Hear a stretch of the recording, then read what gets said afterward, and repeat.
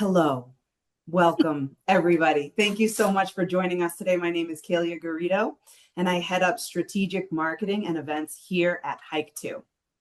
If you don't know us already, Hike2 is a fully functional, best-in-class innovation consultancy, and we specialize in digital transformation strategy, human-centered design, and technical implementations. Today's conversation is a hot topic for folks that are working in financial institutions. We're going to chat all about AI governance and how it isn't just about risk management, it's about enabling sustainable growth. But before we get into that, we're going to do a little bit of housekeeping. This is a webinar, of course, so all of your cameras and mics are off, but we do encourage you to engage with us via the chat. We've got the Q&A turned on, and we will also reserve some time at the end of the session for questions today.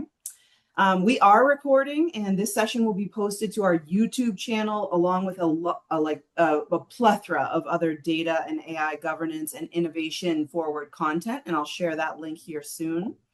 So I'm going to start with some introductions. First, we have our guest host who is going to be manning the chat today. This is our woman behind the scenes. She's our very own Julie Burrows. She's one of Hike2's data leaders that's focused on governance. She will be here to assist with any questions that you might have in the chat today. And she's also going to give her contact information to manage any ongoing conversations that you might want to have after this session. Julie, thank you for joining us. I'm happy to be here. Let's do this. All right. My other partners in crime, we have Amy Gradnick. She is one of our esteemed panelists today. She is Hike2's Principal and Advisory Solutions Director. She's leading enterprise transformation and technology modernization for our executive teams.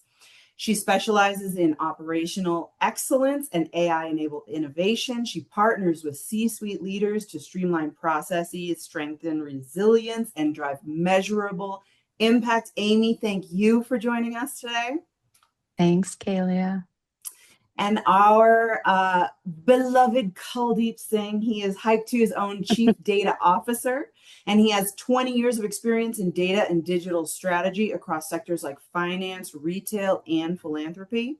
And here at Hike2, he drives business value by using AI, automation, and data governance to improve decision-making and operational efficiency. And Kuldeep, I will pass the mic to you. Please do take it away. Yeah, thank you so much for the introductions, Kalia, and setting the stage. And I also wanted to thank all of the participants. So thank you for joining us today. Just introducing the topic, it's a topic that is pretty hot, as Kalia mentioned. Over the past year, actually over the past couple of years, I would say, we have seen an incredible surge in the use of artificial intelligence across financial services. And just accessing financial services, AI has just gotten easier, right? From Copilot, now there are agents, to really complex decision models, which are really directly embedded into your business workflows. And while innovation is accelerating, so is risk, so is the expectations from regulators. There's a lot of pressure coming from them as well. And what we are hearing from our clients is really consistent, right? Across industries and specifically in financial services, how do we do more quickly but safely, right? How do we balance opportunity with governance? And I love talking about this paradox, right? That's existed for hundreds of years. Doing things, getting excited, but there's this fear, but doing it responsibly. And that's exactly the phase with artificial intelligence where we are today. Right? Lots can be done, but it's risky. But how do we do things? How do we innovate responsibly? So it's a great topic of interest to both Amy and I. So really looking forward to talking about that. So that's exactly what we are going to unpack today, right? And the why behind artificial intelligence governance, but where is the industry heading? What are some of the key trends? Including, what are some of the things that financial services, depending upon where you are in your journey, what can you do in terms of, what actions can you take today and what actions you need to take to kind of sustain that progress that you might already have, right? So with that, Amy, let's start with some of the big questions, right? When we look at artificial intelligence governance, or artificial intelligence generally, right? We look at optimism. There's a lot of excitement. right? However, people also talk about risk and the competitive pressure and the regulatory pressure, right? So the question, that I have, Amy, for you is, in 2026, right, as we enter the new year, why should banks and other financial services, why should they now move from talking about artificial intelligence to really starting to kind of, implement it? And I'm going to bring up a slide that kind of, also helps Yeah. drive that point. Just give me a second. Oh, that's great. Thank you, Kuldeep, for introducing the topic, and thanks, Kalia, for introducing us, of course. I'll say you really hit on two key points, Kuldeep, that will flow into 2026 and beyond, which is the explosion of AI and the accessibility. So this is no longer an optional technology, which is where we were probably a few years ago. The experiments now are becoming reality. And what companies were exploring is now something that can be part of your core operations. Your investors, employees, the executives, the customers, there's just an expectation that AI, and as we talk more deeply about generative AI, of course, will be more embedded within financial institutions and within the operations. And I think that's true broadly, regardless of what industry you are in. But it includes everything from back office, mid office, front office, credit decisions, client services, fraud detection. I mean, it's just expected that you can do more in less time and improve your accuracy as well. But as you mentioned, with acceleration of any technology or really any business model comes increased risk, but also greater opportunity. And that's a bit here on the slide. I'm not going to read it to you all. I know you can all read. But for those of us who have spent our careers in regulated industries, I spent over 20 years in financial services as well. We know that governance has never been optional. So even if regulators had not caught up yet, then you're still left with needing to control the risk and mitigate the risk for your businesses and for your clients. But also now the interesting inflection point as we go into 2026 is that the regulations are also catching up. A few years back in 2024, the EU introduced the AI Act, but most of those provisions are now becoming real in 2026. So these are things that we really, as financial services professionals, need to focus on and making sure that we're preparing appropriately, but also going at the pace that our investors and our employees and our clients are expecting. So, Kuldeep, I think we should also talk about the why, of course, right? So, why are we so focused on AI governance? There are challenges that feel so real and can shift us from being in this theoretical and strategic conversation over into excuse me, operational conversation. And I'd love to know from your experiences, what are some of the challenges that financial institutions are seeing? What are the hardest today? And why do you believe that makes governance so urgent, especially as we go into 2026? Yeah, no, thank you, Amy. And I think we have a slide for that as well.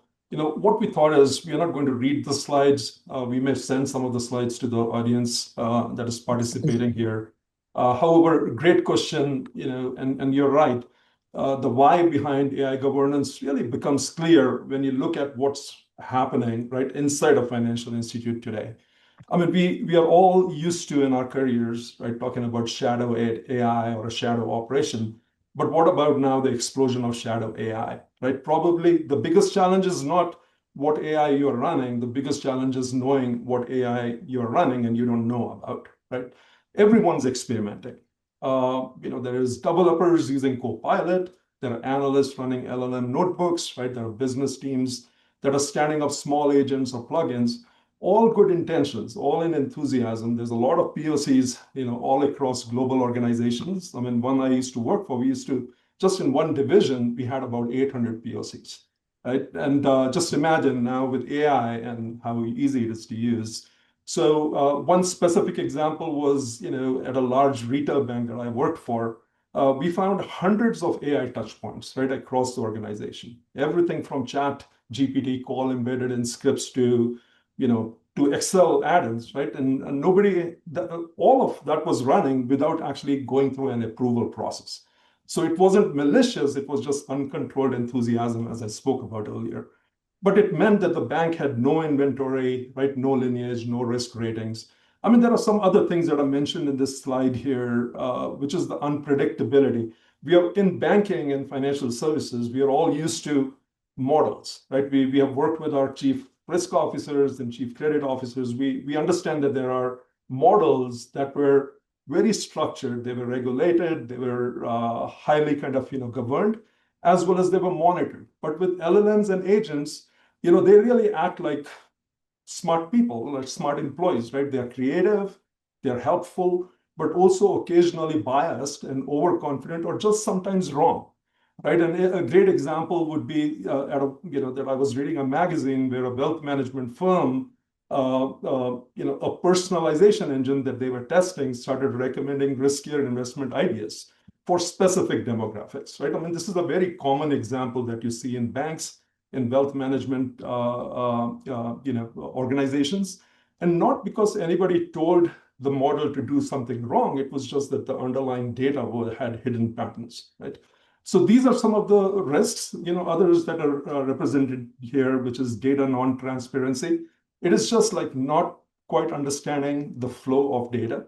Banks do a really good job at data governance, but now we are talking about something different, right? Many banks can answer fundamental questions about AI pipelines, right? What was this model trained on, right? Did any PII sneak into the embeddings?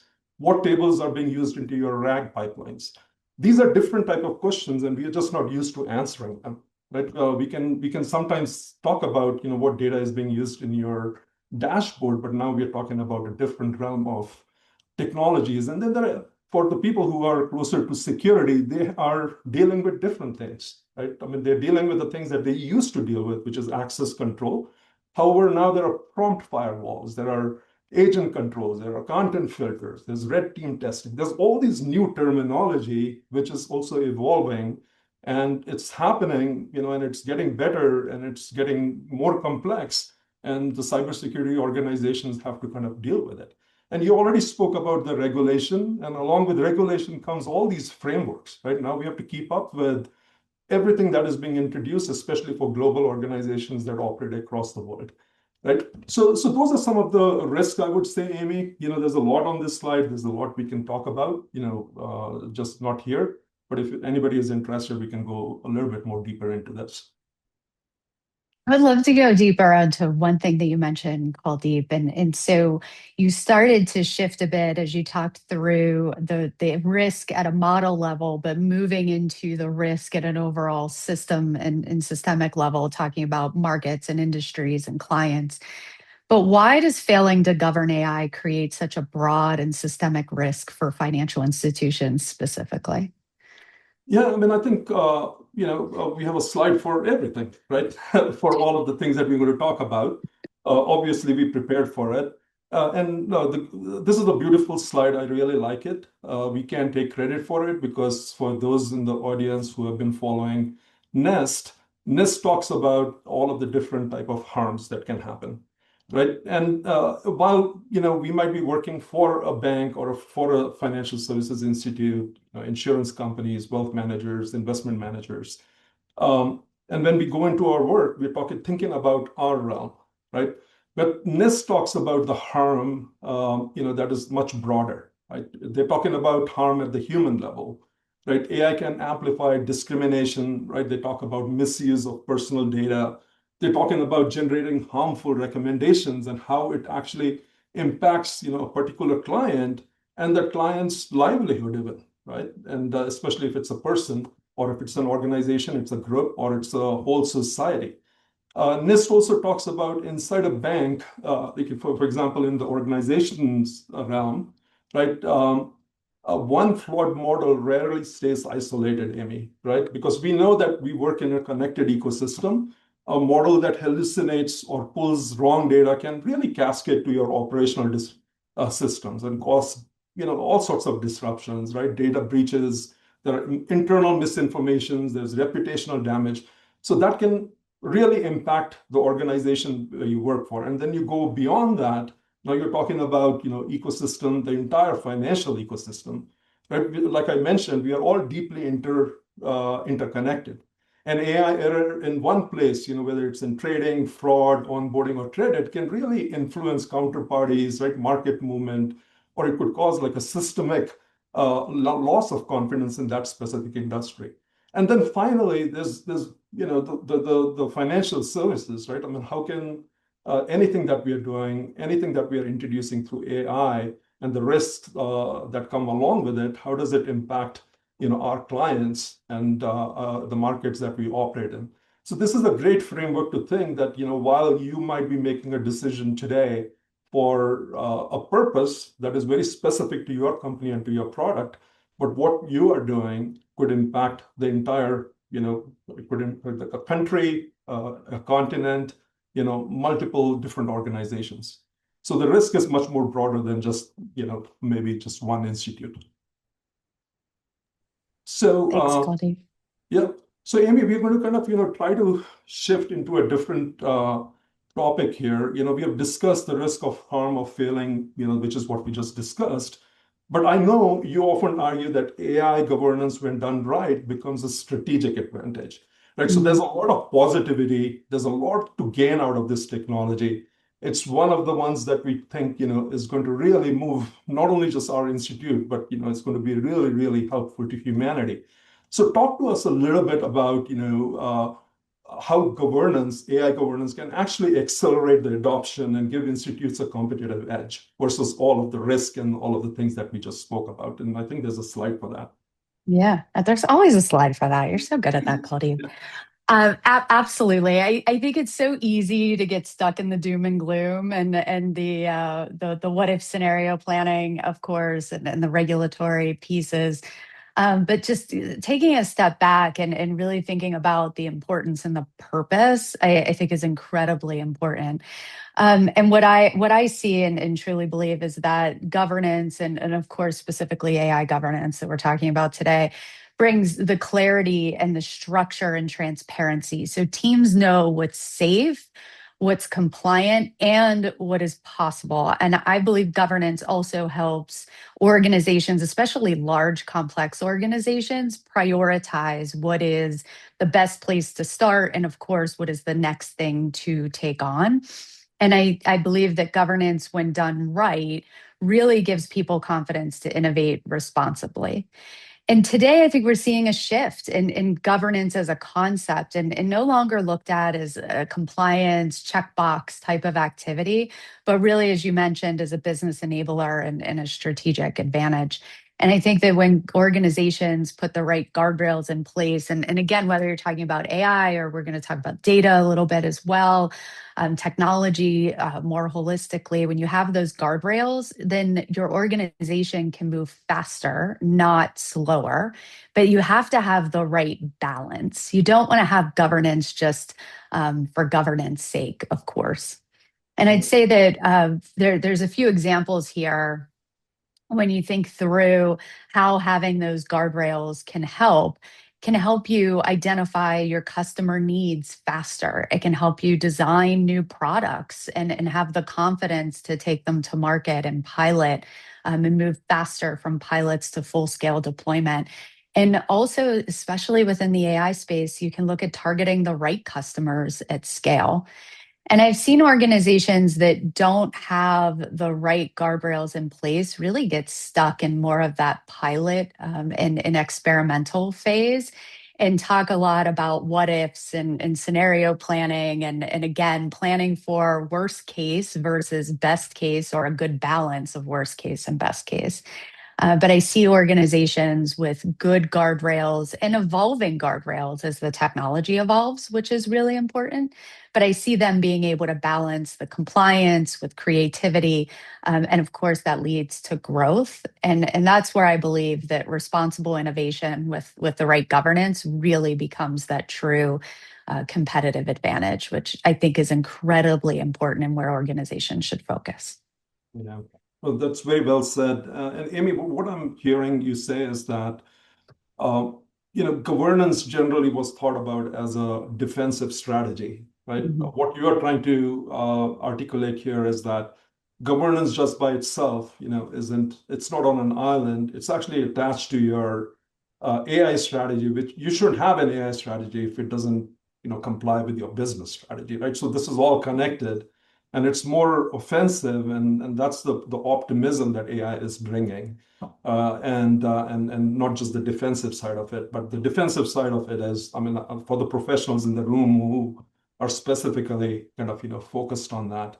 I mean, that's a very very ripe area to focus on. So thank you for that.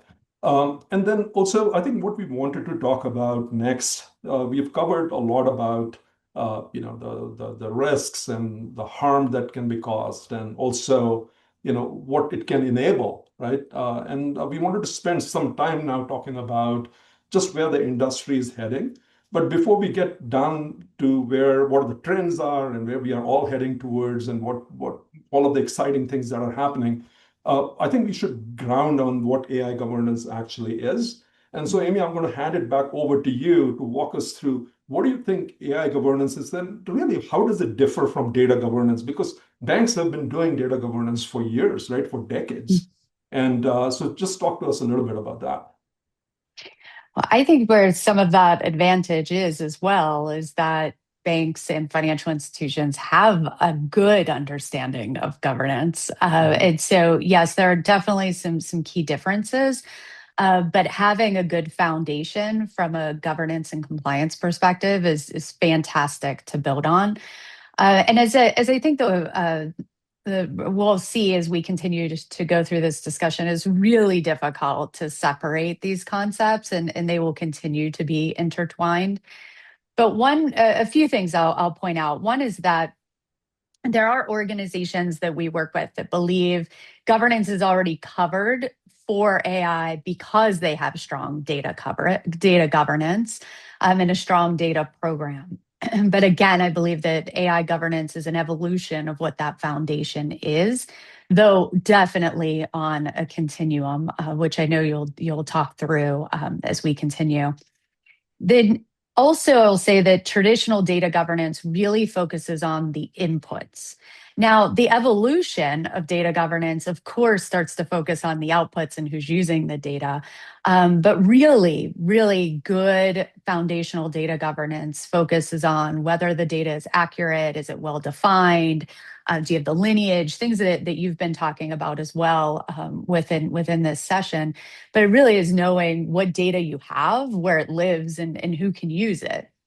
AI governance is heavily focused on the outputs. So ensuring that your models and your algorithms are built on data that is transparent and explainable, fair and safe, of course.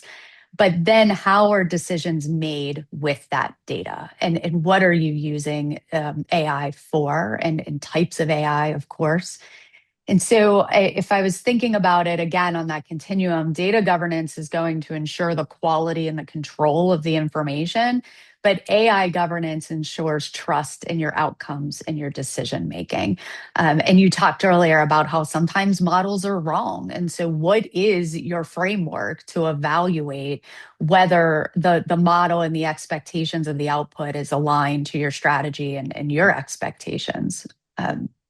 And so the last thing that I'll say on this is to really remember that governance as a whole has to be a living process as well. This isn't a one and done type of project. And anyone in large organizations or smaller financial institutions knows that governance requires monitoring and refinement and adaptation as the data changes, as the models change, as the business strategy changes. And something that you said earlier, I think is incredibly important for anyone looking at setting up or evolving their governance program, which it has to be embedded within your business, and it has to be embedded within your business strategy, and also keeping an eye on the regulations, because it's incredibly important to make sure that you're aligned to your regulators, and then of course to your customer needs and your organizational needs as well. Yeah, I mean, I think that's very well said, Amy. Thank you for that. I mean, it's all about having access to good data, right? I mean, and now, I mean, we'll talk a little bit more about it, down the road here. But Yeah. because the data itself, the variety of data itself has changed so much, right? I mean, banks are sitting on top of so much unstructured and semi-structured data. So the whole realm of data governance has changed. But AI is all about having access to all of that data, but knowing what data you're using in your model. So thank you for that. Absolutely. And I think we're going to shift a bit, but I'm really interested in your perspective on what you see from industry trends and how it's driving this evolution as well. Yeah, absolutely. Let me just bring the slide that we have created for this specific topic. I mean, again, there are many trends, right? And because the time is short here, but we'll touch upon a few. What we are seeing across financial services is that AI governance is really evolving because AI has become easier to get to, right? I mean, Chat GPT, co-pilots. Um, that's one thing. And then the second thing is the technology itself has changed so dramatically, right? The models, the data, and the risks are different. And that's really driving a new wave of governance trends. For example, the one that I just brought up, the first major trend that I want to talk about is that the banks are really building end-to-end AI systems, and that really oversee the AI lifecycle, right? So it's not only about the model anymore, right? It includes risk assessment, there's documentation, there's data use tracking, there's monitoring, there's audit trails, right? There's human oversight. There's a lot of things that are happening, and all are embedded directly into the platform they already use. But what's new is what I was talking about earlier, Amy, which is the data itself is different, right? We have structured data, there's semi-structured, unstructured, plus entirely new assets like things that I hadn't even heard about, till 3 or 4 years back, like vector databases, embeddings, like RAG pipelines, right? Prompt logs. There are agent actions, foundational models specific to your institute or the ones that are generally available. That didn't exist until, in the old world of AI. And everything has shifted in the last couple of years, right? We spoke about the regulatory changes, so I won't go delve. Excuse me. It's very dry in Denver, so that's why I have my water here with me. Um, so I won't kind of delve too much into the regulatory. We already spoke about it. But regulators itself are asking different type of questions, right? Which documents can your RAG pipeline really access, right? What data went into which embedding? I mean, those are not the type of questions that we were used to, when regulators would come and ask us for, give me a data dump, show me which reports. Right now, the questions itself have changed around the regulations. And then this is a really, really interesting topic for me because, I keep track of all of the trends that are happening amongst the vendors and the platforms that they support. Right now, governance is really being baked directly into the tools. And I think Gartner just came up with their market research on the tools and the industry in general. And it's like expanding, it's exploding. There are so many vendors trying to enter the data governance and the AI governance realm. And it's continuously kind of, either changing as well as it's also kind of really consolidating, right? So there's a lot happening. We are seeing native support for drift detection, the explainability, fairness, and bias tools are being embedded. There's toxicity and hallucination. So here, all these buzzwords and all of these things that we have to deal with as we are kind of thinking about AI governance, which are now embedded and which are embedded into the tools that you already use, right? So you have to just keep an eye on what is available to you. So those are some of the trends. And the last one I wanted to talk about was just the third-party AI risk is really becoming a critical priority for banks, right? We already see banks kind of dealing with dozens of external AI providers and hundreds of really third-party data providers, right? So they have to deal with copyright, various different contractual terms that they didn't have to deal with. That means governance now has to extend to the vendors, right? Whether they're LLM vendors, vector DB vendors, API-based Copilot vendors, and really trying to kind of, which expands what your purview used to be, and really kind of starting to think about how the third-party risk is going to kind of change the whole scenario there, right? So when you put all of these things together, AI governance is really evolving because modern AI is introducing nearly entirely new assets, behaviors, and risks. So and let me bring up all of the ones. So these are all of the risks that I wanted to talk about. Yeah, I think I'll add something to what you just said, 'cause it's so critical for financial institutions as well. Financial institutions have had some really good third party risk practices, due to necessity, of course. And I think some are more mature than others. But when the AI boom started, or at least the boil maybe started a few years back, I think that the initial reaction, especially from financial services, was to say no AI, right? Our internally, absolutely not. Don't use it. And for our providers and our vendors and service providers, no, we do not allow you to use AI where we are concerned. And I think there's obviously a huge shift now, as it's unreasonable to think that anyone involved is not using AI in their day to day or within their platforms, products, or services. But there is still a bit in exactly what you're saying of need around governance and knowing from your third parties that have access to your data, or where you're using their platforms for your own internal company information. Where is it going? What are you doing with it? What kind of access do you as a customer have?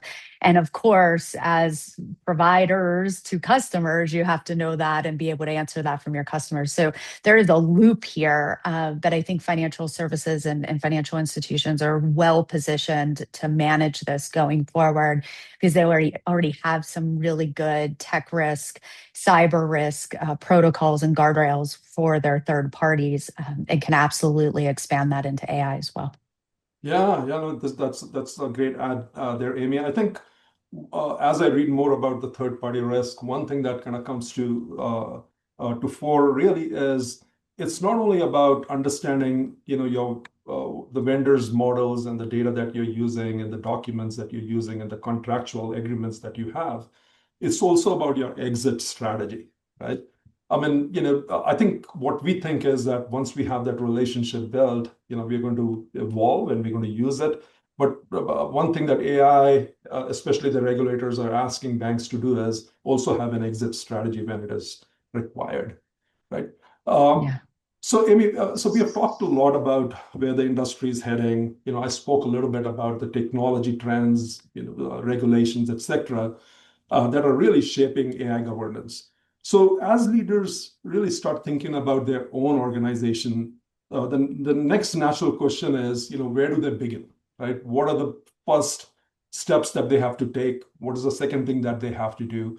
Can you speak a little bit about, what our audience here should think about, especially as they're getting started? Where should they start? What should they do? Thanks. I love this question. I am a business transformation executive at heart. So, some of the things that you'll see here and that I'll talk about a bit are absolutely relevant for whether we're talking about governance, strategy, product implementations, trying something new. You could probably apply it to your own life as well, on a personal aspect.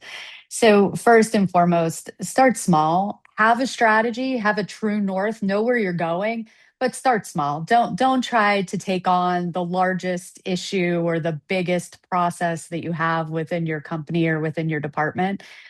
But you do want to make sure that your use case has a high impact and a high visibility, because you want to bring people along in your journey. Think about fraud detection. Think about maybe client onboarding or vendor onboarding, like what we just talked about. And those are just examples. There's plenty of examples we could talk through that might be able to be chunked out so that you can have some momentum and build upon it, and then get the organization on board from actually using AI, and then of course embedding your governance from day one, embedded into the strategy, the prioritization, the decision making, the tools that you want to use, the tools that you're evaluating. And if you're not very far along on your AI journey, you're going to find that there are different tools for different types of work. Just like you have different collaboration tools, for example, in your organizations, you're going to see that different AI providers and different tools are better for one thing or another. And so your governance needs to take that into account. Start with the basics, as we've talked about, and I know we're going to dive in a little bit deeper too. You can't have trustworthy AI without trustworthy data. So your pilot and your governance needs to focus on clean, well-governed data sets, strong lineage tracking, and clarity over ownership. And then I'll say again, just to maybe drive it home, we all know sometimes we have to hear things a few times for it to stick. Well, at least I do. I know that. Is that you have to embed the governance at the start. It is not something to bolt on later. And if you treat it as an enabler versus a stopper, then I think what you'll find is that it enables the pilots and the organization to move faster and really scale at a pace that maybe you wouldn't be able to if you didn't have good governance to start. Yeah, no, that's very true. And I think one thing that resonates with me, especially as I'm dealing with, our broad client, across industries, really, right? And it's just what you just said, right? It's not about going very deep with governance. It's also not about going very broad with governance. However, attaching governance to, your strategy and making sure that there are wins and starting small. So thank you for that. I think that is a very common perspective. And then as far as the tools are concerned, Amy, I mean, I think that's a great point that you make, because Mhm. AI is being embedded in the tools. The tools themselves are getting better. They're more predictive. They are more kind of helpful than they used to be in the past, right? So I'm super excited about that. So with that, I'm going to pause for a second and see if there are any questions, Julie, that we should take at this point. Not right now, Kuldeep. We don't have any questions from the audience. Okay. All right. Well, we'll give them some more time to ask. I just wanted to take a pause and make sure that we are covering that, given that we are probably about 15 minutes away from ending the session. Okay. So let's kind of move it into the final section, because Hike 2 does a lot of work. And so, Amy, I mean, I don't know what your perspective is, because Hike 2 does a lot of work with governance, both AI and data. We have come up with our own frameworks. So I'm just going to hand it over to you if there's any thoughts Yeah. there. Well, Kuldeep, as our chief data officer, I know that you also have some thoughts here, but I'll start with maybe sequencing, right? Again, just to say the same thing again, you can't have good AI governance on shaky data foundation. So you have to be able to set up your data in a way that can support your AI and support your AI governance. And I would say again that they are intertwined and on a continuum, which I really like the view of this. Data quality and data lineage is key. But even, and this is where I think it's really exciting, and I think you were starting to think about as you were introducing the topic. Data quality itself is evolving, and there are tools now like Anomalo, for example, that is using AI to predict data quality issues before they happen. And so that's a great example of continuous governance in action. And so being able to really focus in and see this as an evolving continuum is so incredibly important. And you also introduced a topic earlier that was on my thought pattern for this piece of the talk, which is it's not just about structured data anymore, and we have so much unstructured data for documents and conversations and images. The content that is feeding large language models, it all brings complexity into the AI models, but the principle of the matter does not change. You still have to start with really good data quality and also clear ownership and accountability, which of course goes hand in hand with governance. And then, like we mentioned, continuous governance. And I think as long as you really focus on the elements of a good governance program, they're very easy. The elements are very easy to apply to AI. And of course, as you look at your data governance program as well, I know we all know the adage garbage in, garbage out, but AI puts that on steroids. So you really, really need to focus on having good data because bad data leads to bad AI and bad AI leads to really bad decisions. And I know we had some examples earlier in this presentation, but it is so important to have the right governance there, really to enable those decisions and help the organization move faster. No, Yeah. thank you So for that. oh, sorry. No, Did I was just I going to think I agree was on with the lag? you. Yeah, no, I was just going to agree with you. I mean, I think I was in a different webinar and somebody spoke about, how they did this audit of their internal data and really only 5% of the data was being utilized and governed, Mm, right? And the rest, 90% of the data was really structured, semi-structured, or rather unstructured, and they really didn't know how to do it, right? However, you're mhm. hoarding all of this data with the promise that one day we're going to use it and the time has come, right? AI needs all of that data. So thank you for bringing that perspective. Yeah. No, thank you, Kuldeep. And I think we're going to shift a little bit as we start to wrap up and really talk about some of those frameworks. So I'd love for you to share some of your thoughts on why having some very good frameworks and set of principles is so critical, and how do these frameworks really guide what policies get defined and ultimately what gets implemented for data and AI governance. Yeah, no, that's a fantastic question. And like I started this section by saying that Hike2, we work with data governance, artificial intelligence governance across, multiple clients across industries, right, including financial services, but a lot of focus on highly regulated industries. And one of the things that we have done is that we have taken all of our experience, plus we also do a research into NEST, OECD, right? You might have many of the organizations, especially financial services, are also ISO compliant.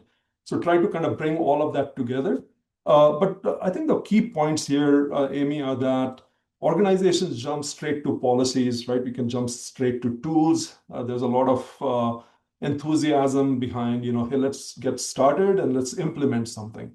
But really, without a framework and clear, like you mentioned, clear principles, governance really becomes fragmented, right? What the framework does is that it gives everyone in the ecosystem, whether it's your business, whether it's the risk organization, whether it's the compliance folks, data, technology, cybersecurity, all of them, a standard map for executing governance consistently, right? So the framework that we have here, also has certain principles, right? It's really about the intent, as I was talking about, right? Governance only works when it is connected to your business outcomes. We spoke about that a little bit, the regulatory drivers, the risk appetite, and the company's aspiration. Really, where is the board taking the bank or the financial services institute towards, right? What are the products? When are they going to be released? Who's the audience? So while we talk about AI governance as a science, there's a lot of art, which you introduced earlier, Amy, and there's a lot of kind of definition that kind of goes beyond where it is being implemented, right? It starts with the board. So that is one of the things that we really stress on is really understanding where the organization is going.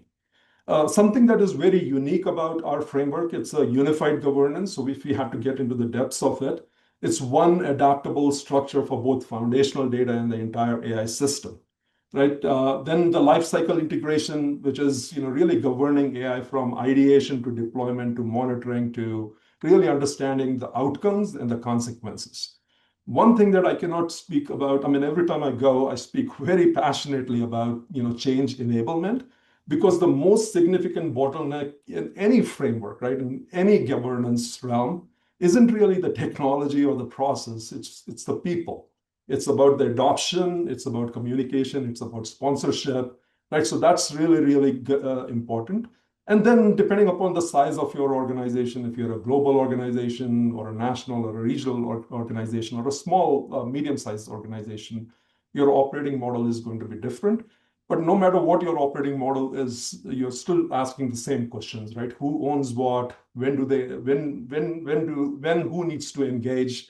How are decisions made? Who validates your decisions? So that operating model becomes a really important thing. But framework just for the sake of framework is, like I earlier mentioned, is really not what we're driving towards, right? We need to kind of make sure that frameworks follow certain principles and they're adaptable.